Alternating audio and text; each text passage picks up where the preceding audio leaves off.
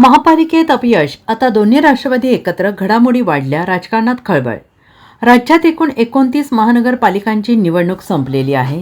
या निवडणुकीत भाजपाचा बोलबाला पाहायला मिळाला. बहुसंख्य महापालिकेत भाजपा सर्वात मोठा पक्ष ठरलेला आहे.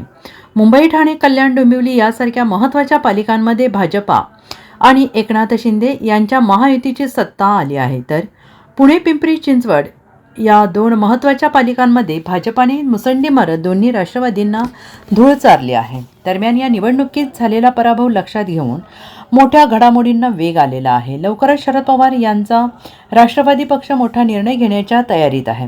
महापालिकेच्या निवडणुकीत अजित पवार यांची राष्ट्रवादी तसेच शरद पवार यांच्या राष्ट्रवादीने मोठा जोर लावला, परंतु या दोन्ही पक्षांना अपेक्षित यश मिळालेलं नाही. पुणे आणि पिंपरी चिंचवड या दोन्ही महापालिका जिंकण्यासाठी राष्ट्रवादीचे दोन्ही गट एकत्र आले होते. शरद पवार यांच्या पक्षाच्या खासदार सुप्रिया सुळे या अजित पवार यांच्या राष्ट्रवादीचे घड्याळ चिन्ह हाती घेऊन प्रचार करताना दिसल्या, परंतु या दोन्ही पक्षांना अपेक्षित यश मिळालेलं नाही. 2017 सालच्या निवडणुकीत राष्ट्रवादीला पुण्यात तब्बल 39 जागा मिळाल्या होत्या, परंतु यावेळी अजित पवारांना येथे 27 जागा मिळाल्या. शरद पवार यांच्या पक्षाला फक्त 3च जागा मिळाल्या. शरद पवार यांच्या पक्षाला तर एकूण 18 महापालिका खातं देखील उघडता आलं नाही.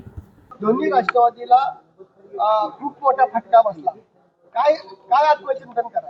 ही लोकशाही आहे. लोकशाहीमध्ये जो काही रिझल्ट असेल तो मान्य करायचा असतो आणि आत्मचिंतन केलं पाहिजे की असा रिझल्ट का आला.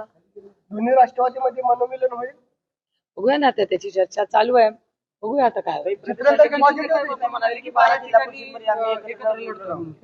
प्रदेशाध्यक्षांनी बोलताना असं सांगितलंय की आज आम्ही 12 जिल्हा परिषदांमध्ये एकत्र येतोय. अध्यक्षांनी सांगितलंय. काय आपली देखील आता दादा आणि तुमची तब्बल 20 मिनिटं आपली बंद दारावर चर्चा झाली. काय चर्चा झाली या 20 मिनिटांमध्ये?